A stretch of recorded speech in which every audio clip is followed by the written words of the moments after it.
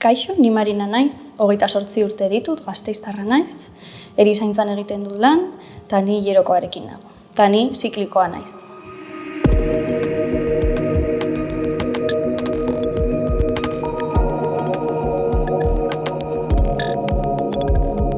Ni hilerokoarekin hasi nintzenean, niretzat onelako shock bat izan zen, edo hasiera batean beldurra sentitu nuen, ze gehien bat naiz eta informazio orokorra izan, bai hilerokoarekin hasterakoan oso mundu berri bat da, esperientzia berria, eta niretzat hori. Lehenengo izan zen beldurra sentitzea, nire ustez. Esango nuke hilerokoarekin tabu asko daudela eta menopausarekin baita. Hilerokoarekin guztiok bizi izan dugu frakasikintzeaa, lotxatuta egotea, edo dana sekretuan egin behar izatea, baina eske uste dut leku askotatik jasotzen ditugula horrelako mezuak. Adibidez, telebistan agertzen diren iragarkiak odola urdina da. Eta odola eske hain gauza normala da eta naturala izan beharko litzateke. Eta gero menopausarekin baita. Ni zortea daukan nire inguruko emakumeekin asko hitz egiten dudala, baina haien artean sintomak igual ez dituzte ezagutzen, edo baita normalizatu egiten dituzten normalak ez diren gauzak, edo sufrimendua aguantatu beharko balute bezala aguantatzen dutela. Eta ez litzateke horrelakoa izan behar. Ni adibidez nire kontsultan, niretzat, niri posten nau jakitea etortzen dela emakume bat nire galdera bat egitera edo pertsona gazte bat, baina uste dut askotan ez dutela igual espazio hori erabiltzen edo ez dutela hain erraz ikusten kontsultara etortzea. Orduan uste dut oraindik badagoela tabua. Kulturaren arloan ez dela inbeste kontutan izaten emakume ezberdinen esperientziak.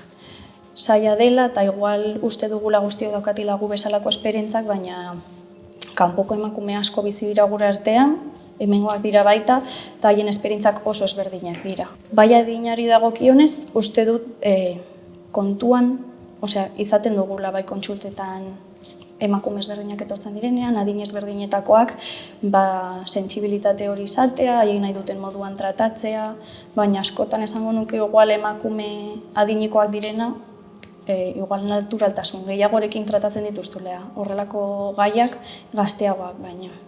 Nik esango nuke askotan emakumeekin gertatzen dena da diagnostikoak atzeratu egiten direla. Ez direla momentuan ematen, igual haiek dituzten sintomak ez direlako hain garrantzitsu iruditzen edo igual ez haie beharrezko inportantzia ematen. Igual izugarrizko mina daukate, baina normalizatu egiten da hilerokoan mina izatea, eta hori ez da normala izan behar. Igual jende askori gertatzen zaio, baina horrek ez duzan nahi normala izan behar dela edo horrela bizi behar dutela. Orduan, nik kontsultan horrelako pertsona bat izango banu, bai egia da nik ez dudalako horrelako diagnostikorik izaten, baina bai saiatuko nintzateke beharrezko informazio guztia jasotzen eta beharrezkoa baldin bada medikuarekin batera lan egitea berak beharrezko daukana lortzeko, hori egitea. Nire ustez asko gertatzen dena da hori, banatu egiten dela igual emakumearen zikloa emakumeagatik. Ez dela dana prozesu oso bat bezala ikusten. Nire bizipenei dagokienez, nik askotan ikusten dudana da igual emakumeak etortzen direla arazo psikologikoekin edo antsietatearekin, depresioarekin, eta askotan ez dela kontuan hartzen beraien bizipena edo ze bizi prozesuan dauden momentu horretan. Askotan daukatela izugarrizko kargak etxean, senarrarekin gaizki daude, ama gaixori jarri da, 3 seme alaba dituzte, eta azkenan normala da horrelako egoeretan gaizki egotea. Eta igual egiten den lehenengo gauza da lo egiteko pastillak ematea edo antsietaterako pastillak ematea, eta benetan zaila egiten da, erlazio hori izatea emakumearekin hori dana kontatzeko, eta gero baita hori egoera holistiko batean baita tratatzea zaila da. Niretzat inportantzia gehien egon izango duken lehenengo gauza izango litzateke ikerketa lehenengo. Emakumea gehiago ezagutzea, bai hilerokoan zehar, bai menopausian, eta gero horretaz gain prebentzio asko egitea. Ni lehenengo arretan egiten dut lan eta niretzat hori da garrantzitsuena.